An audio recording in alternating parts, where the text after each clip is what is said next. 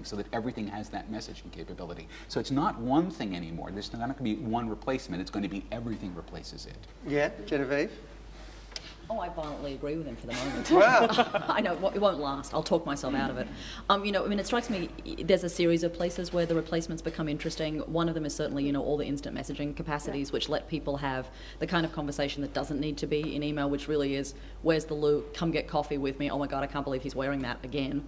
You know, Don't look at me when you say that. I was looking at Mark, obviously. Yeah. You know, so I mean, there's clearly there's that sort of space. And then I think, you know, what's been interesting too is looking at the both collaborative tools that are developing for real-time collaboration when people are physically co-present and then when people are physically distant.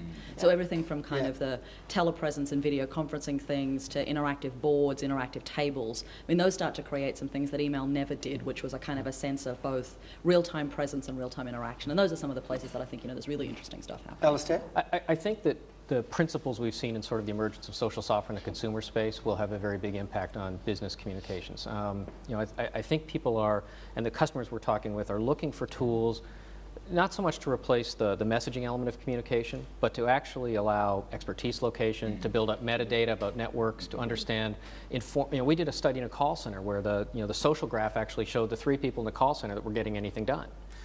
And Did they seriously, fire everybody else? Well, no, they entirely relooked how they were educating people, how they were doing enablement. So I think social software principles of, you know, rich profile description, network analysis, you know, allowing people to sort of share bursty communications and put metadata around it so you can bring context, you know, will go a long way to sort of the next platform of how work gets done. What were the rest of them doing? Well, that you know, that we didn't get into. Right, but they weren't doing what they were. But they weren't answering customer questions, and that was a problem. Right. Just another comment on those security and security issues and accountability issues. Is that still email's advantage, point of difference, Alistair? So I think, you know, certainly you said it well. I mean, it's become a record. So I mean, I think it's become an advantage because people know how to deal with it. I mean, email compliance is a relatively well understood problem, both sort of, you know, policy-wise and technically. I think we're now going through the next rev of, you know, what does it mean in terms of mobile communications? What does it mean why employees act externally, internally? You know, a lot of that's being figured out now. But the whole compliance piece will have to come along with it. If we start thinking about the perfect model of workplace communication, I suppose you start with some guidelines or rules. And I bet everyone in this room and everyone watching has got an email that contained information that they thought would have been better delivered face-to-face, and also had to go to some meeting where you thought, well, why didn't you just send us an email? So if we start to think about those rules for optimising communication, what should they be and how should you encourage people to stick to them? Yeah, I mean, often the thing is we don't want to get too much into optimizing when we're thinking about communication, because so much of that is, you know, grooming. It is. It's about, you know, the way chimpanzees groom each other. It's around getting people into a room so they can breathe the same air. We know that even though you can do distance learning, and it's a great thing, we also know that kids learn better when there's a teacher right there. And so there are reasons, and so we don't necessarily want to say it's all electronic or it's not all electronic. But the key is picking the best way of communicating each specific message. That one is best done by this, that one's best done in this way. Yeah. I think it's a combination. It's a combination. And again, a lot comes back to what person you're trying to be. Are you the manager delegating stuff to your staff? You're going to be using email for sure. You know, you may be using instant messenger in different work scenarios as well. Or, you know, how are you going to communicate with your wife or your brother or your children? Are you going to do that through email? No, probably not. You're probably going to do it through instant messaging or SMS or text or, you know, or social networking. Maybe even hang out with them. Yeah. It's an old-fashioned. But I've seen couples twittering each other even though they're sitting on the couch together. What? Is that you? No. Really? No. Yes. I think you got to be open. What do they say? Move a bit. Can I move a bit closer? You smell nice. I think it's generational. It's over. But I think you've got to be open to experimentation. I think sort of, you know, us sort of telling people the best way to collaborate is sort of, you know, crazy. I think you've got to be open to generational experiment. You know, my idea of the best way to tell you something may not be, you know, someone else's best way.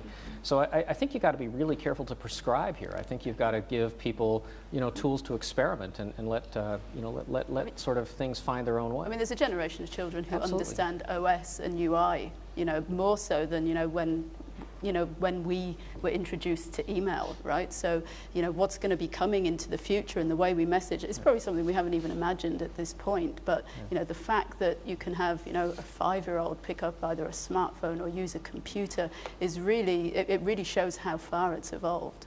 Yeah. But will they be able to change a tyre when they grow up? If we move on to how things can get better, does email need to change to be ready for 2015, 2020? Does it need to evolve to survive? And if so, how, Genevieve?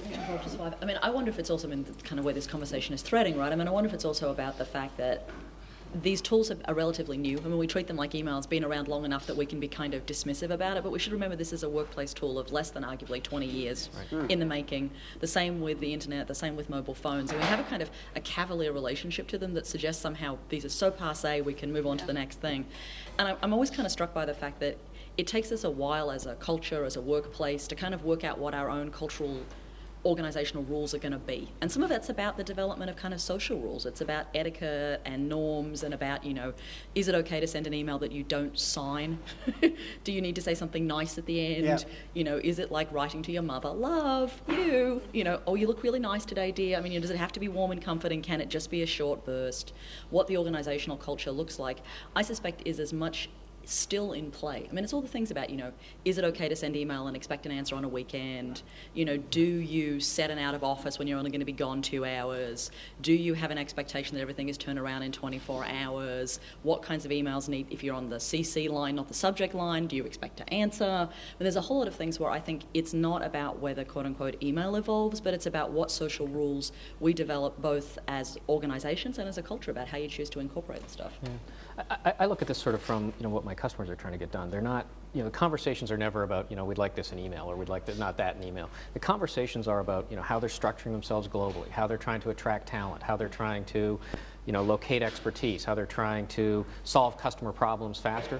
So, in none of those conversations does email go away or is there, a lot of discussion about it. The real conversation is how do these other tools kind of feather into the environment and get used in a way that's socially acceptable and compliance acceptable, to actually change an outcome and to do something more. The problem being now that the conversation is happening in so many different places that it gets very hard to track what's happening where, because the only place we're being left to track it, because it ain't happening on the device, it ain't happening on the computer, it ain't happening on the server, it's only happening up here, and we got limited bandwidth up here.